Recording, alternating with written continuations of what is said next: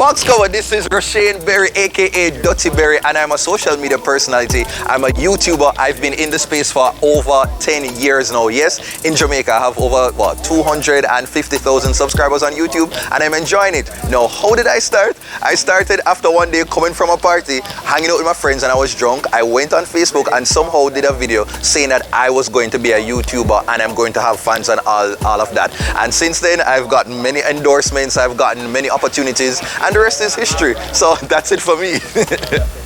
What influences the influencer? You know, I'd say just Jamaican life. I just love walking around and seeing the creativity of our people. I like to walk through Recr8ting Transport Center and hear people that say, you know, one already, Recr8ting. I like to hear these things, but like the people, of course, I love to see the vibrant part of Jamaican life. That is what influences me. And you know, Jamaica is a place where ever festive, and that is why I can have something like social media countdown where I just talk about the ridiculousness that happens. Yeah, so Jamaican life influenced me.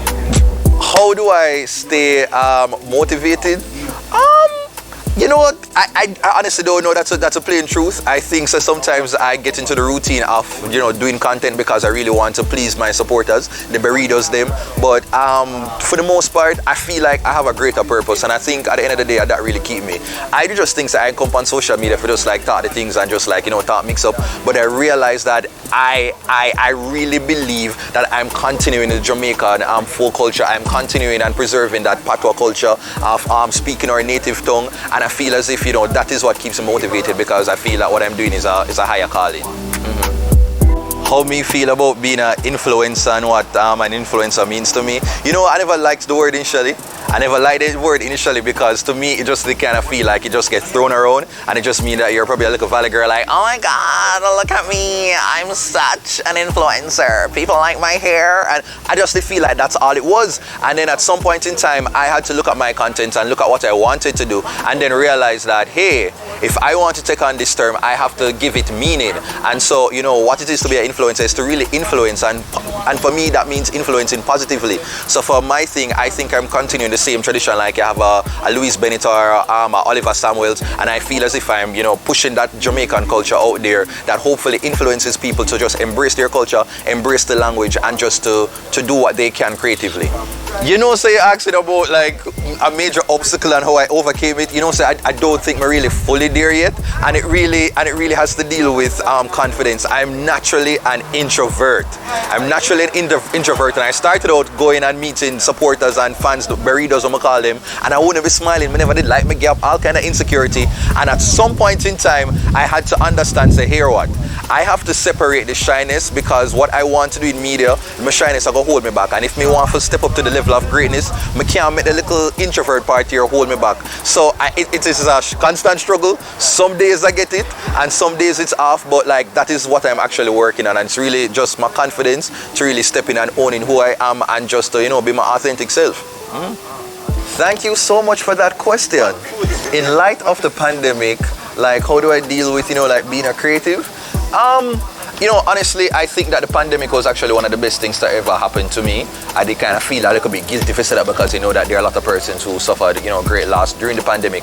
But for me, I think it definitely confirmed and established that my creative thing is actually my full-time job, my 9 to 5. I thought I was just like here being a YouTuber, just putting out videos and stuff.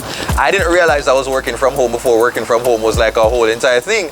I was just getting by, and course, and I realized that, wait, I was in the future. I was like doing this thing, this cutting edge thing from way before. And so for me, it just mattered that, you know, I had to know, feel the energy of what was going on around me, and to see how I can create arts to uplift people and to just make them smile. And that definitely kept me going. My favorite creative project, you know, actually there is I did a song. At some point in time I said, you know what, I want to start the parodies, and I want to do that local music and stuff. And back in the day when Trey Songs, they have a song with name Slow Motion. I think I link up one Jamaican actress Camille Davis and a couple other people, and I say, you know what, I'll have this idea that we have a song with name You Need Lotion. You get me? It's like, you need lotion. And I have some girls like behind me like in a slow motion. I rub the lotion. You know that Jamaican thing where you just take the lotion and do this? Like, it was really fun. And I got to go into like a studio and just try to sing and vocal. It's on YouTube now, but it's really bad, but bad and good together. So that's it. My 3 songs parody with name You Need Lotion. I would really say that for me personally, when the pandemic hit, it definitely confirmed or reminded me that what I'm doing is my full-time profession. It's something that I actually want to continue for the next 20 years and beyond.